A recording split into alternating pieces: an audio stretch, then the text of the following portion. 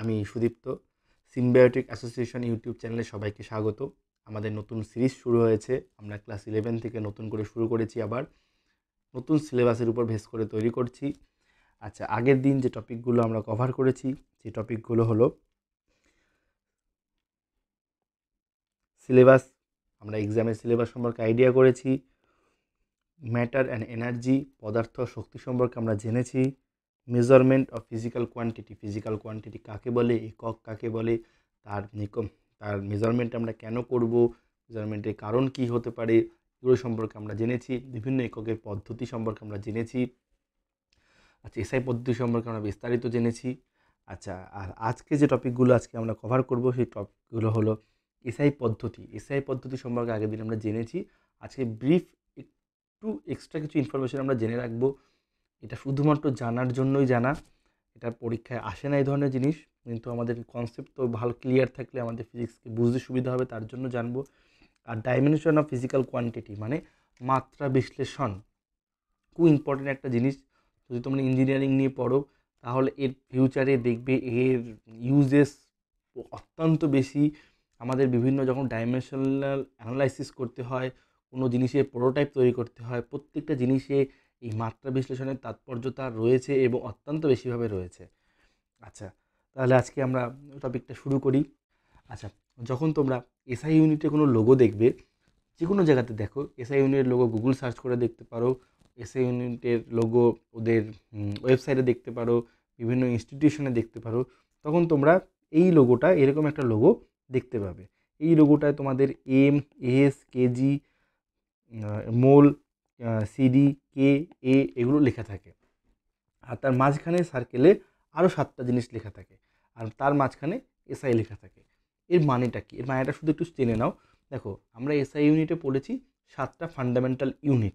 7টা fundamental unit কি আছে, কী কী ছিল আমাদের? মাস, দৈর্ঘ্যের একক ছিল, দৈর্ঘ্যের একক আমরা কী পড়েছিলাম এসআইতে? মিটার। আর কি ছিল? সময়ের একক ছিল, সময়ের একক কী পড়েছিলাম? সেকেন্ড। ভরের একক কী পড়েছিলাম? কেজি। পারমাণবিক ভরের একক কী পড়েছিলাম? মোল। আচ্ছা, ক্যান্ডেলা কী পড়েছিলাম? দীপন প্রবাল্য। কেলভিন কী পড়েছিলাম? Thermodynamic temperature. অ্যাম্পিয়ার কী পড়েছিলাম? প্রবাহমাত্রা বা কারেন্ট। আচ্ছা, এই যে 7টা ইউনিট, এই 7টা ইউনিটকে আমরা কি বলেছিলাম? আমরা 7টা ইউনিটকে বলেছিলাম ফান্ডামেন্টাল ইউনিট বা বেস ইউনিট। এই বেস ইউনিটগুলো যখন সংজ্ঞায়িত করা হয়েছে তখন 7টা জিনিসকে কনস্ট্যান্ট ধরে নেওয়া হয়েছে, মানে 7টা ধ্রুবকের উপর ভিত্তি করে এই 7টা ইউনিটকে সংজ্ঞায়িত করা হয়েছে। যেমন ধ্রুবক কাকে বলে? ধ্রুবক হলো যে জিনিসটার কোনো পরিবর্তন হয় না, যে কনস্ট্যান্ট। যেমন আমরা ধ্রুবতারা, আকাশের একটা নির্দিষ্ট জায়গাতেই ফিক্সড রয়েছে, তেমনই 7টা কনস্ট্যান্টের উপর বেস করে এই 7টা রাশিকে, 7টা একককে সংজ্ঞায়িত করা হয়েছে। এই 7টা একক কী কী? দেখো, আমরা ধ্রুবকের একটা খুব ভালো একটা এক্সাম্পল হলো গিয়ে শূন্য মাধ্যমে আলোর গতিবেগ। আমরা জানি শূন্য মাধ্যমে আলোর যে গতিবেগ থাকে সেটা অ্যাপ্রক্সিমেটলি 3 × 10⁸ মিটার পার সেকেন্ডের কাছাকাছি হয়। সেটা কখনোই চেঞ্জ হয় না, ঠিক আছে? সেটা একটা ধ্রুবক, ধ্রুবরাশি।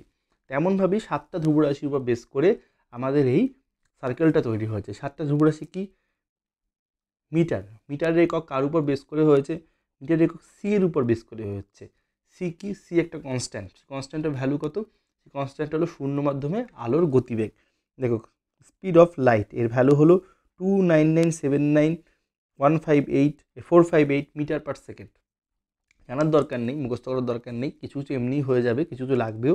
আচ্ছা, সেকেন্ড, সেকেন্ডকে ডিফাইন করা হয়েছে hyperfine transition frequency of caesium.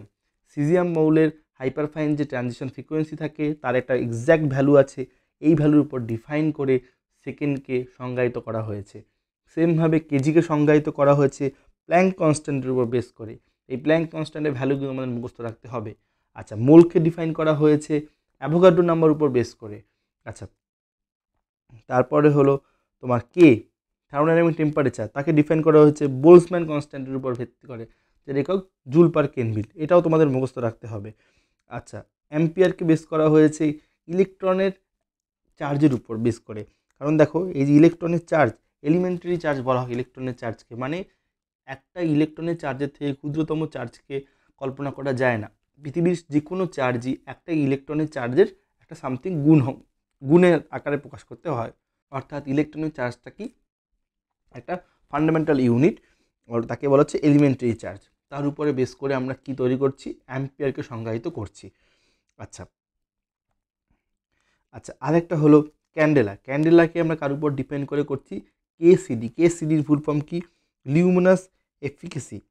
ঠিক আছে, এই লিউমিনাস এফিকেসি কত হার্জ হয়, কত পাওয়ারের হয়, এগুলো আমাদের জানার দরকার নেই। আমাদের বেসিক্যালি এই সার্কেলটার কি মানে সেটা আমি এখানে বলে দিলাম। এই সার্কেল যদি কোথাও দেখো কখনো অবাক হবে না যে আমরা তো 7টা রাশিকে পড়েছিলাম, কিন্তু 7টা রাশিকে আমরা ফান্ডামেন্টাল ইউনিট বলেছি, তাহলে তার মাঝখানে এই যে কনস্ট্যান্টগুলো লেখা আছে, কনস্ট্যান্টগুলো কি, এই কনস্ট্যান্টগুলোর উপর বেস করেই এই 7টা রাশিকে, 7টা একককে ডিফাইন করা হয়েছে। তার জন্য এই কনস্ট্যান্টগুলোকে মাঝখানে এভাবে লিখে এসআই ইউনিটটাকে প্রকাশ করে। আচ্ছা, এবার আজকে আমরা আমাদের টপিকে চলে আসি। আমাদের টপিকের নাম ভৌত রাশির মাত্রা বা ডাইমেনশন অফ ফিজিক্যাল কোয়ান্টিটি। অত্যন্ত গুরুত্বপূর্ণ একটা টপিক। আজকে আমরা টপিকের জাস্ট খোলসটা পড়ব, ভিতরে আমরা ঢুকবো না। আচ্ছা, যখনই আমরা ভৌত রাশিকে আমরা কি পড়েছি এসআই ইউনিটে, এসআই ইউনিটে আমরা পড়েছি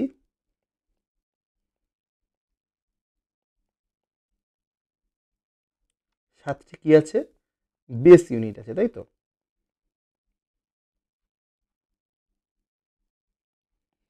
এটা তো আমরা জানি। আচ্ছা, এই 7টি বেস ইউনিট মানে কি, মানে পৃথিবীর যত ইউনিট আছে, যত একক আছে, যত একক আছে মানে যত রাশি আছে, সেই রাশির যত একক আছে সেই এককগুলো এই 7টি মূল এককের উপর ডিপেন্ড করে। অর্থাৎ আমি ঘুরিয়ে বলতে পারি পৃথিবীর সমস্ত রাশি, যে যে রাশি আমরা পাবো, পরিমাপযোগ্য যে যে প্রাকৃতিক বিষয় আমরা পাবো, যা কিছুকেই আমরা পরিমাপ করতে পারবো, সেই পরিমাপকে এই 7টি ফান্ডামেন্টাল রাশির উপর ভিত্তি করে সংজ্ঞায়িত করা যায়, তাই তো? তাহলে এই যে 7 বেস ইউনিট, এর উপরে ডিফাইন করে, এর উপরে ভিত্তি করে, এর উপরে নির্ভর করে, কারা নির্ভর করে, নির্ভর করে অল আদার ফিজিক্যাল কোয়ান্টিটি। ঠিক আছে, এই 7টা বেস কোয়ান্টিটির উপর ডিপেন্ড করে, 7 বেস কোয়ান্টিটি। আচ্ছা, কিছু একটা জিনিস যদি আমরা বুঝি, জিনিসটাকে, গল্পটাকে আমরা একটু বোঝার চেষ্টা করি কি বলতে চাইছি ভালোভাবে। দেখো, যদি বলি ঘনত্ব কাকে বলে, ঘনত্ব সংজ্ঞা কি, একক আয়তনে যে ভর থাকে, তাহলে ঘনত্ব হলো ভর বাই আয়তন। আচ্ছা, ভরের একক কি, গ্রাম, আয়তনের একক কি, সেন্টিমিটার কিউব। সিজিএস পদ্ধতি আর এসআই পদ্ধতিতে কেজি পার মিটার কিউব। আচ্ছা, আমরা কি জানি, আমরা জানি বস্তুর ভর একটা কি, বস্তুর ভর একটা বেস ইউনিটের অংশ, তাই তো, একটা ফান্ডামেন্টাল রাশি। তার বস্তুর ভর যদি একটা ফান্ডামেন্টাল রাশি হয়, তাহলে এখানে আমরা একটা ফান্ডামেন্টাল রাশিকে আমরা পেয়ে গেলাম। সেই রাশিটাকে আমরা কী দ্বারা ডিনোট করছি, ক্যাপিটাল এম দ্বারা ডিনোট করছি।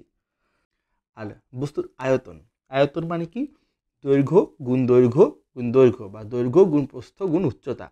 মানে বস্তুর আয়তন হলো দৈর্ঘ্যের 3টে গুণফল, পরপর দৈর্ঘ্যের গুণফল। তার জন্য এখানে কী এসেছিল, মিটার কিউব এসেছিল, বা কিউবিক মিটার হয়েছিল। কিউবিক মিটার মানে কি, মিটার গুণ মিটার গুণ মিটার, বা লেন্থ গুণ লেন্থ গুণ লেন্থ। তাহলে আয়তনকে আমরা লিখতে পারি লেন্থ গুণ লেন্থ গুণ লেন্থ, 3টে লেন্থের গুণফল। অর্থাৎ ঘনত্ব ইকুয়াল টু আমরা লিখতে পারি মিটার বাই এল কিউব। অর্থাৎ ঘনত্ব, যাকে আমরা ধরো রো দ্বারা ডিনোট করছি, রো, এই যে ঘনত্ব, এই যে রাশিটা রয়েছে, এই যে রাশিটা রয়েছে, ঘনত্বের যে রাশিটা রয়েছে, সেই রাশিটা ফান্ডামেন্টাল ইউনিটকে কে, মিটার, মিটার মানে কি দৈর্ঘ্য, সরি, ফান্ডামেন্টাল ইউনিটকে কে, অর্থাৎ এই যে ঘনত্বের যে এই রাশিটা রয়েছে, রাশিটা কি, রো, সেই রাশিটা ফান্ডামেন্টাল রাশি কারা কারা, ফান্ডামেন্টাল কোয়ান্টিটি কে কে, ফান্ডামেন্টাল কোয়ান্টিটি হলো ভর এম আর দৈর্ঘ্য এল, এদের উপর কিভাবে ডিপেন্ডেন্ট আমরা পরিষ্কার দেখতে পাচ্ছি। রো হলো গিয়ে একটা ভরের সাথে একটা ভরকে ফান্ডামেন্টাল ইউনিট লেন্থের 3 গুণ করে কিউব করে ভাগ করছি, অর্থাৎ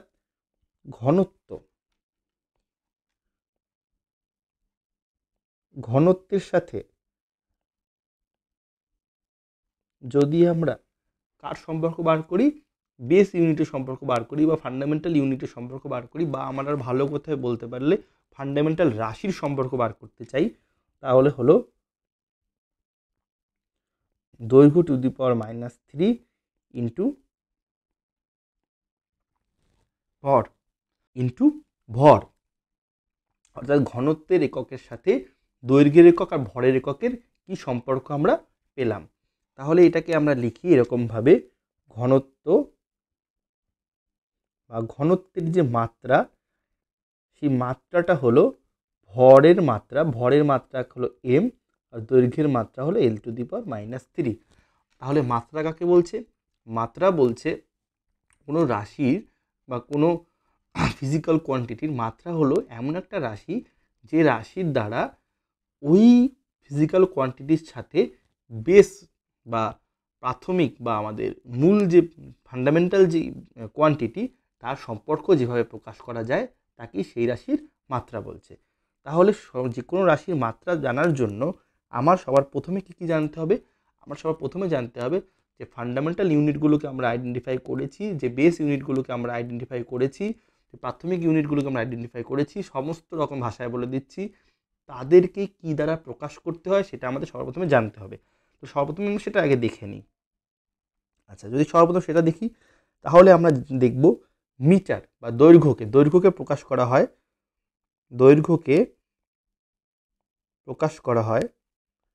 এল দ্বারা, ভরকে প্রকাশ করা হয় এম দ্বারা। তাহলে দৈর্ঘ্যের মাত্রা কি? দৈর্ঘ্যের মাত্রা হলো এল, ভরের মাত্রা হলো এম। আচ্ছা, দৈর্ঘ্য, ভর, সময়ের মাত্রা হলো টি। এই তিনটে হলো একদম প্রাইমারি। এবার বাকি চারটে, যে চারটেকে এসআই ইউনিটে ঢোকানো হয়েছিল তাদেরটা দেখি। প্রবাহ মাত্রা,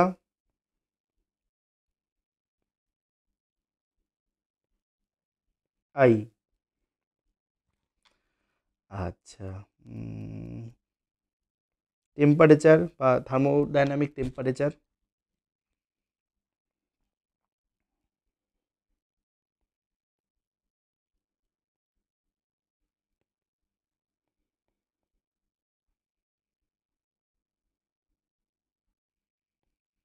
তাকে আমরা প্রকাশ করছি থিটা। আচ্ছা, পদার্থের পরিমাপ,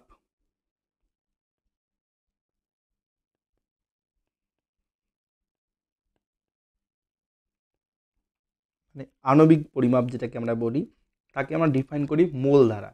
মোলকে আমরা কিভাবে লিখি? মাত্রাতে এন দ্বারা ডিনোট করি। আচ্ছা, বাকি কি থাকলো? 1 2 3 4 5 6। ও আচ্ছা, একটা বাকি থাকলো, সেটা হলো দীপন প্রবাল্য।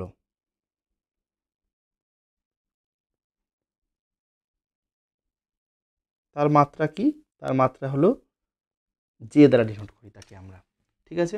আচ্ছা, তাহলে 7টা মূল একক বা 7টা মূল রাশি আর তাদের মাত্রাগুলো আমরা জেনে নিলাম। এবার আমাদের কাজ হলো পৃথিবীতে যত ভৌত রাশি আমরা পাবো প্রত্যেকটা ভৌত রাশিকে এই 7টা মূল রাশির মাধ্যমে প্রকাশ করার চেষ্টা করব। তাহলেই আমরা পৃথিবীর সমস্ত রাশির সাথে বেস ইউনিটের সম্পর্ক পেতে পারি।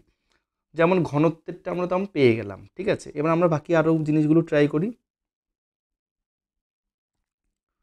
দেখো,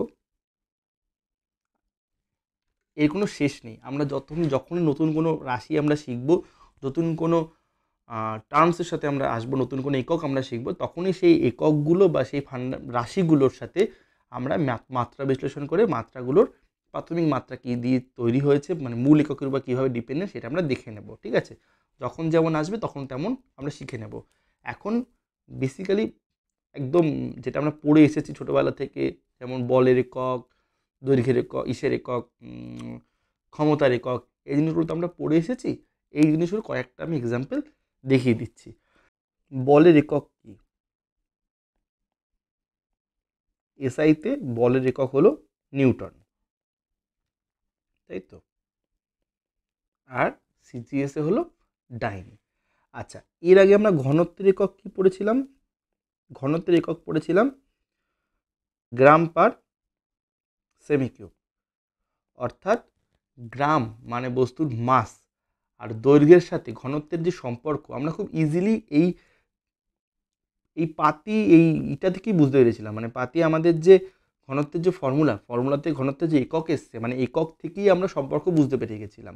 তাহলে এখানে আমরা একক থেকে, ঘনত্বের একক থেকেই মূল রাশির সাথে একক থেকেই মূল রাশির সাথে ঘনত্বের সম্পর্ক বুঝতে পেরে গিয়েছিলাম, বোঝা যাচ্ছিল, তাই তো, সম্পর্ক বোঝা যাচ্ছিল। ওকে, একদম পরিষ্কার কথায় লিখে দিলাম, ঠিক আছে। কিন্তু যদি আমরা বলি কোনো একটা জিনিসের একক, বলের একক নিউটন, তাহলে এই নিউটনের সাথে ফান্ডামেন্টাল ইউনিট দৈর্ঘ্য, ভর, সময়ের কি সম্পর্ক সেটা আমরা বুঝতে পারছি না। গ্রাম পার সেন্টিমিটার কিউব থেকে আমরা আরামসে বুঝতে পারছিলাম গ্রাম মানে হলো বস্তুর ভর আর সেন্টিমিটার মানে হলো কি দৈর্ঘ্য। তাহলে বস্তুর ভরকে দৈর্ঘ্য দিয়ে 3 বার, দৈর্ঘ্যকে 3 কিউব করে 3 ভাগ করলেই আমরা ঘনত্ব পেয়ে যাচ্ছিলাম, কিন্তু এক্ষেত্রে কিন্তু আমরা বুঝতে পারছিলাম না। তার জন্য আমাদের মাত্রা বিশ্লেষণ করলে আমাদের জিনিসটা খুব ইজিলি আমরা বুঝতে পারবো। মাত্রা বিশ্লেষণ না, মাত্রা যদি তৈরি করতে পারি। আচ্ছা, তাহলে আমরা কি কাজ, আমাদের কাজ কি? আমাদের কাজ হলো বলের মাত্রা তৈরি করা, তাই তো। তাহলে বল, তাকে আমরা লিখতাম কি? পি। আচ্ছা, আমরা আগে পড়েছি পি ইকুয়াল টু এমএফ, এটা ছোটো থেকে পড়ে এসেছি, তাই তো। অর্থাৎ বল ইকুয়াল টু ভর গুণ ত্বরণ। নিউটনের গতিসূত্র চ্যাপ্টারে নিউটনের সূত্র করে যখন আমরা পড়বো প্রথম ফার্স্ট ল সেকেন্ড ল, তখনও আমরা পি ইকুয়াল টু এমএফ এর প্রমাণ করব। তাহলে বল ইকুয়াল টু ভর ইন্টু ত্বরণ, এটা আমরা পড়ে এসেছিলাম। আচ্ছা, তাহলে বলের মাত্রা, যখনই মাত্রা লিখতে হবে তখন আমাদের থার্ড ব্র্যাকেটের মধ্যে আমরা লিখতে হবে ইকুয়াল টু ভর, ভরের মাত্রা কি? ইকুয়াল টু ভরের মাত্রা, ভরের মাত্রা কি আমরা লিখবো, এই ভর লিখেই থার্ড ব্র্যাকেট দিয়ে দেওয়া, মানে কি ভরের মাত্রা গুণ ত্বরণের মাত্রা, ঠিক আছে। আচ্ছা, ভরের মাত্রা কি? এম, যেটা আমরা 7টা ইউনিটের মধ্যে পড়েছি, ইন্টু ত্বরণের মাত্রা। ত্বরণ মানে কি? বেগের পরিবর্তনের হার, মানে বেগের মাত্রা বাই সময়ের মাত্রা, তাই তো। আচ্ছা, এম থাকুক। বেগ কাকে বলে? বেগ কাকে বলে? বেগ মানে এটা নির্দিষ্ট সময় যে দূরত্বে যায়, মানে অতিক্রান্ত দূরত্ব বাই সময়। তাহলে অতিক্রান্ত দূরত্ব বাই সময়, তার নিচে আছে কে? সময়।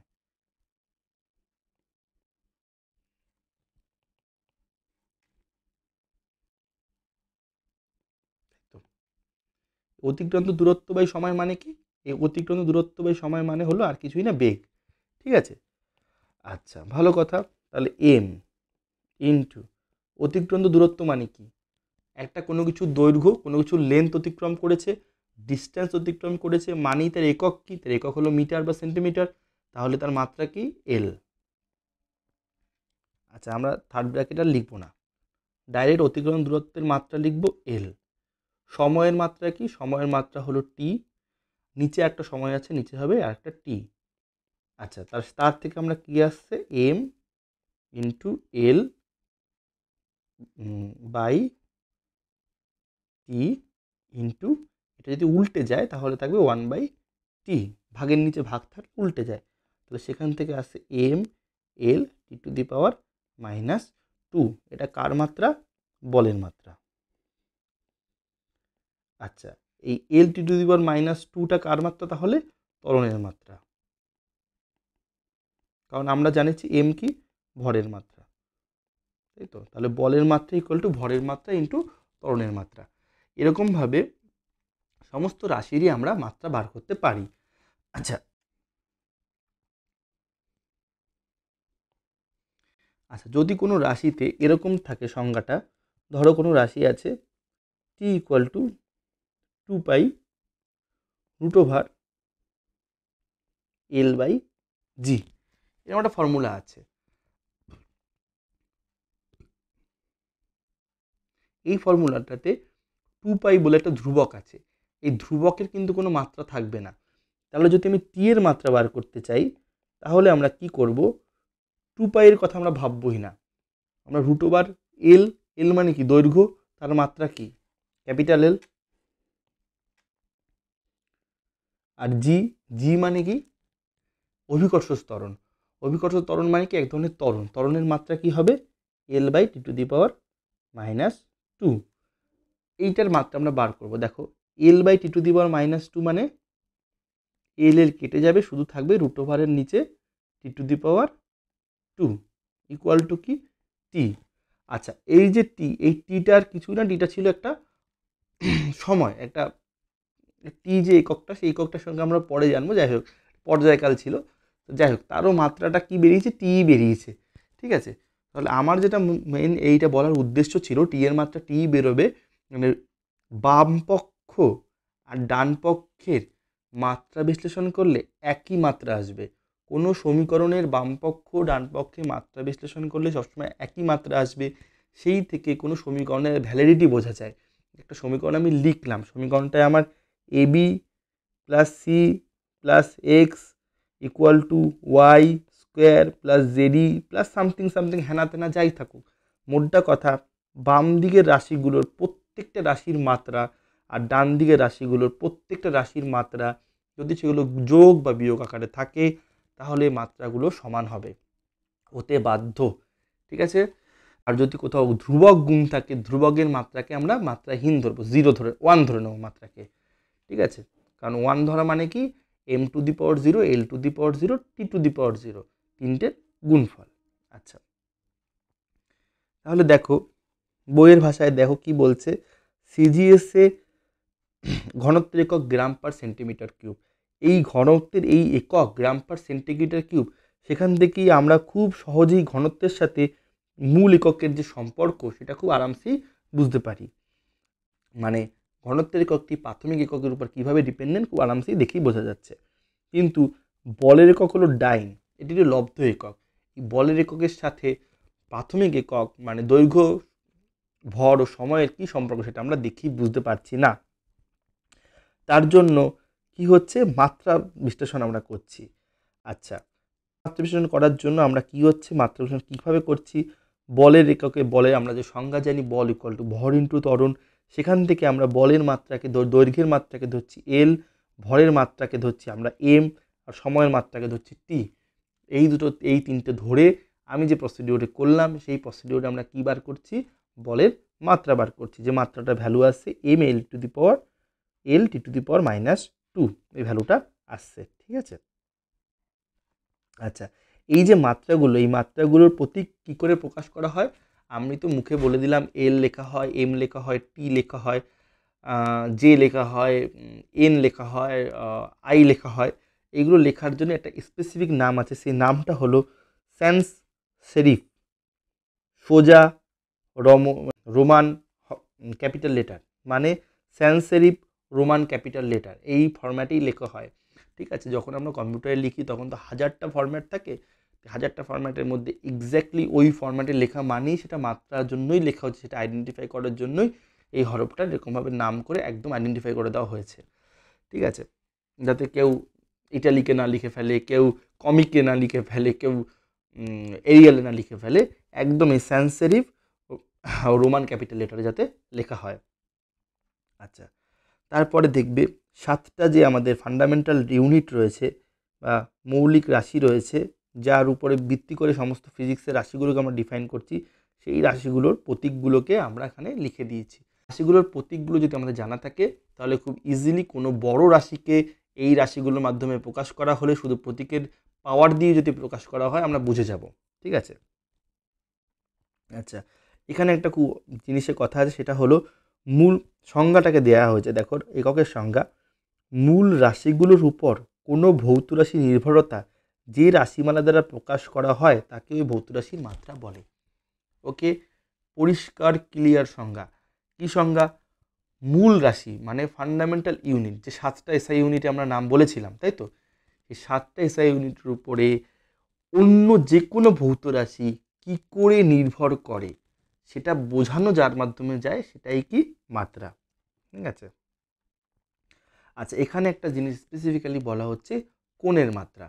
আচ্ছা, কোণ কাকে বলে সেটা আগে আমাদের জানতে হবে। আচ্ছা, প্রথমে একটা আমরা কথা বলে রাখি, কোণের মাত্রা যদি রেডিয়ান বা স্টেডিয়ান এককে ধরা হয় তাহলে সেগুলো বেসিক্যালি মাত্রাহীন ভৌত রাশি। কিন্তু যদি কোণকে যদি লেখা হয়, কোণকে যদি আমরা ডিগ্রির মাধ্যমে লিখি 360 ডিগ্রি, 10 ডিগ্রি, 15 ডিগ্রি, তাহলে সেটাকে বেসিক্যালি মাত্রাহীন বলা যায় না।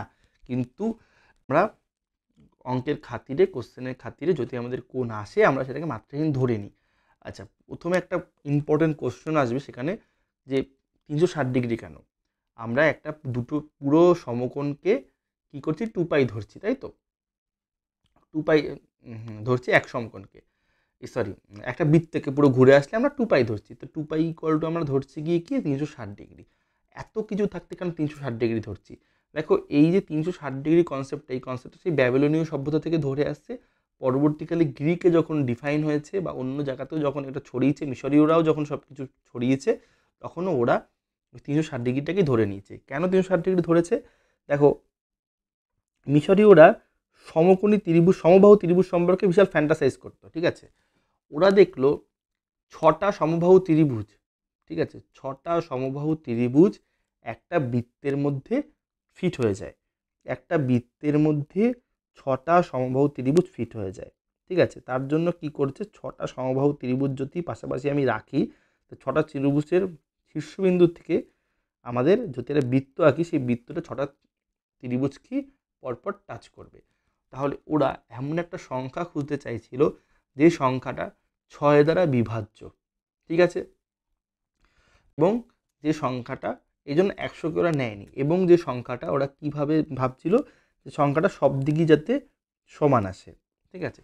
সেই হিসাবে ভেবে ওরা দেখলো 360 যে সংখ্যাটা, এই সংখ্যাটা যদি ভাগ দেওয়া যায় খুব ইজিলি 60 ডিগ্রি 60 ডিগ্রি 60 ডিগ্রি চলে আসবে, এবং এইখানে 3টে 60 ডিগ্রি আসবে, আবার 3টে 60 ডিগ্রি গুণফল 180 ডিগ্রি হয়ে যাবে, মানে কাজ করতে খুব সুবিধা। তার জন্য ওরা তখন একটা কনসেপ্ট করলো যে না, 360 ডিগ্রি আমরা ধরবো, 100 ডিগ্রি ধরবো না। 100 ডিগ্রিকে 6 দ্বারা ভাগ করা যায় না, এই হয় না সেই হয় না, 360টা বেশ বড় নাম্বার, সেটা গিয়ে দ্বারা আমরা কাজ করব। সেভাবেই 360-এর কনসেপ্টটা এসেছে। এর আর কোনো সাইন্টিফিক লজিক নেই, কোনো কারণ নেই। আচ্ছা, সেই জন্য 360টা কি, 360টা একটা কনসেপ্ট, একটা সংখ্যা। আমরা ধরে নিচ্ছি একটা বৃত্তের চারদিকে বা একটা মানুষ সোজাভাবে দাঁড়িয়ে পুরোটা ঘুরে আসলে সে 360 ডিগ্রি ঘোরে। তার জন্য একে মাত্রাহীন বলা যায় না, কিন্তু একে মাত্রাহীন আমরা ধরে নিই। আচ্ছা, কিন্তু যখন আমরা রেডিয়ান এককে প্রকাশ করব, 1 রেডিয়ান। আচ্ছা, রেডিয়ান আকারে প্রকাশ করার আগে আমাদের একটা জিনিস জানতে হবে, সেটা হলো বৃত্তের পরিধি আর যে বৃত্তের ব্যাস, এর অনুপাত কত? বৃত্তের ব্যাস যদি ডি হয় আর পরিধি যদি পি হয়, পেরিমিটার, তাহলে P by D equal to আমরা জানতাম কত, 22/7 বা পাই, তাই তো? এটা তো আমরা জানি।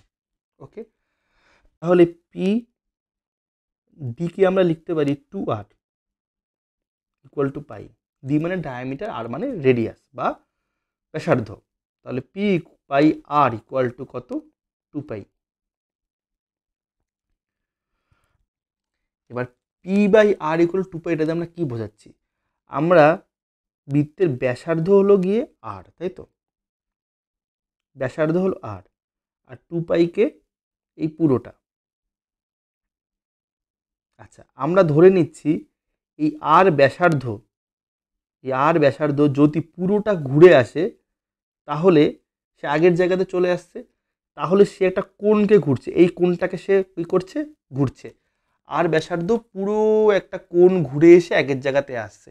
এবার আমি জানি আর এর সাথে এই যে পুরো যে জিনিসটা ঘুরে আসছে তার যে অনুপাতটা জানি কত আমার 2 পাই। তার জন্য আমি ধরছি কি এই যে পুরো কোণটাকে আমি 2 পাই ধরছি, আর আমি একেই বলছি 2 পাই রেডিয়ান। তার মাথায় ছোট সি লিখে দিচ্ছি, তাকে আমরা ধরছি 2 পাই রেডিয়ান। মানে একটা বৃত্তের যদি একটা ব্যাসার্ধ সে যদি পুরোটা ঘুরে আসে তাহলে সে 2 পাই রেডিয়ান কোণ অতিক্রম করছে আমরা ধরে নিচ্ছি। আর সেখান থেকে আমরা 1 রেডিয়ানকে কী করে ডিফাইন করছি, যদি বৃত্তের রেডিয়ানকে সংজ্ঞায়িত করছি বৃত্তচাপ বাই ব্যাসার্ধ বলে, তাই তো।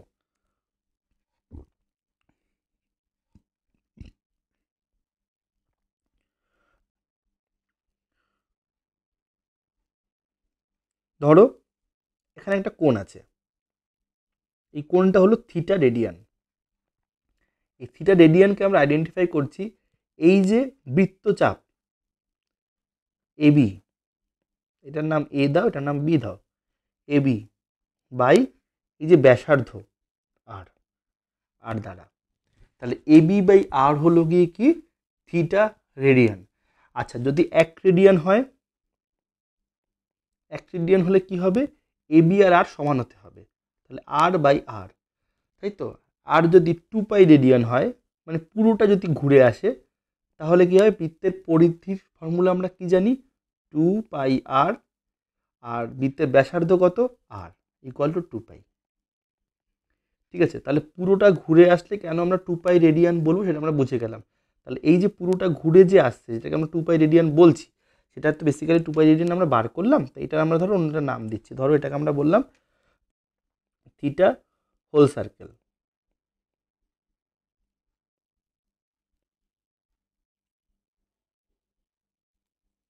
ঠিক আছে, পূর্ণবৃত্ত যদি ঘুরে আসে তাহলে যে কোনটা হচ্ছে, এইখান থেকে আমাদের একটা জিনিস আমরা পেলাম, সেটা কি বৃত্তের যে কোণ স্টেডিয়ান হলো ঘন কোণ, আর এটা হলো গিয়ে আমাদের নর্মাল কোণ 2D কোণ, 2 ডাইমেনশনাল কোণ।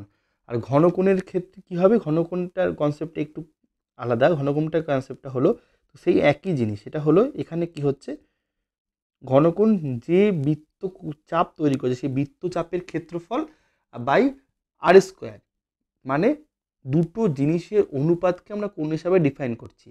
এখানে থিটা রেডিয়ানের ক্ষেত্রে আমরা কি করছি, থিটা রেডিয়ানের ক্ষেত্রে আমরা ধরছি অনুপাত ধরছি কাকে, বৃত্তচাপকে বাই ব্যাসার্ধকে। অর্থাৎ বৃত্তচাপের যে যখন আমরা ইউনিটে চলে যাব তখন আমরা কিসে যাব, ইউনিট বলছি, যখন আমরা মাত্রা বিশ্লেষণে যাব তখন থিটার মাত্রা কি, থিটার মাত্রা হলো গিয়ে বৃত্তচাপের মাত্রা, তাই তো, বাই ব্যাসার্ধের মাত্রা। আর ব্যাসার্ধ বেসিক্যালি কি, ব্যাসার্ধ হলো একটা দৈর্ঘ্য আর বৃত্তচাপক একটা দৈর্ঘ্য, তাহলে দৈর্ঘ্যের মাত্রা বাই দৈর্ঘ্যের মাত্রা ইকুয়াল টু কী আসবে, L by L equal to কী আসবে 1। অর্থাৎ বৃত্তচাপের রেডিয়ান এককে কোণের কোনো মাত্রা নেই, এগুলো হলো মাত্রাহীন রাশি। আচ্ছা এই 1কে আমরা অনেক জায়গাতে m⁻0, l⁻0, t⁻0 লেখা থাকে। কোনো কিছুর পাওয়ার যদি 0 হয় a⁻0 মানে কত 1, তাহলে m⁻0 মানে 1, l⁻0 মানে 1, t⁻0 মানে 1, মানে 3টে 1-এর গুণফল কত 1। ঠিক আছে, এটা না জানলে কেন হয়, না জানলে বলবে, আমি বলে দেবো।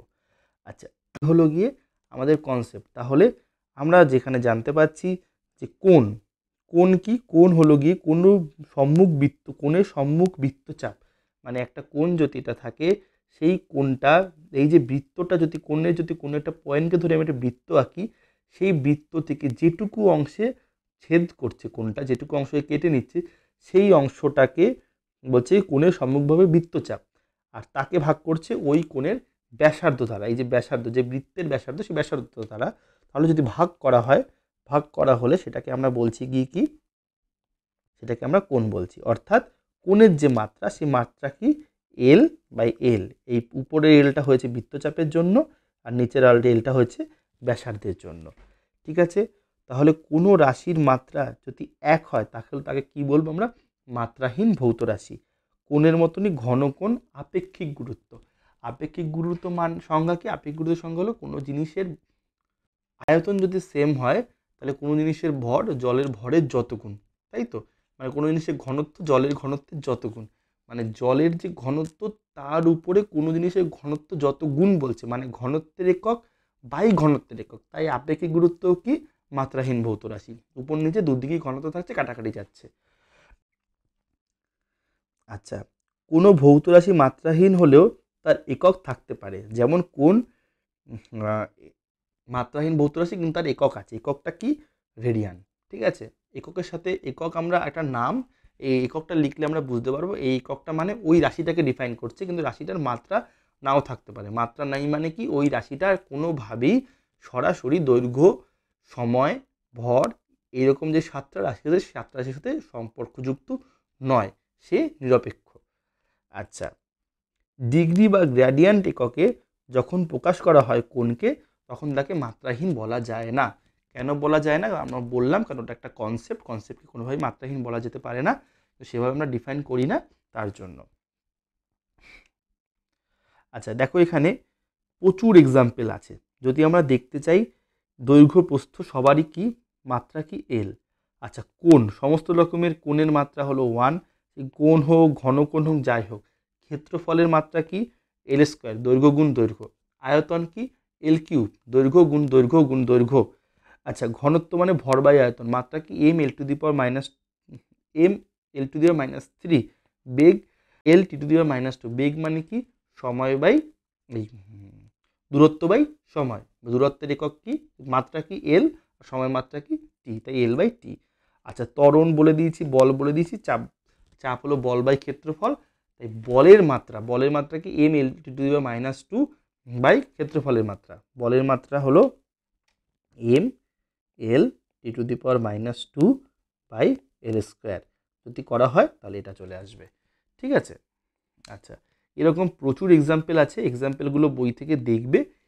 যে এক্সাম্পলগুলো, যে রাশিগুলোকে তোমরা ছোটোবেলা পড়েছো সেই রাশিগুলোর মাত্রাগুলো শুধু দেখে নেবে, আর বাকি যত রাশির মাত্রা আছে প্রত্যেকটা রাশির মাত্রা আমাদের জানতে হবে, মুখস্থ করতে হবে, পরীক্ষায় লাগবে। মুখস্থ করতে হবে না, ড্রাইভ করা শিখতে হবে, কিন্তু এখন করার দরকার নেই। আমরা যখন এক একটা চ্যাপ্টার পড়বো সেই চ্যাপ্টারে এক একটা রাশিকে নিয়ে এতবার পড়বো, এত হাজার বছরের অঙ্ক করব যে আমাদের এমনি মুখস্থ হয়ে যাবে। ঠিক আছে।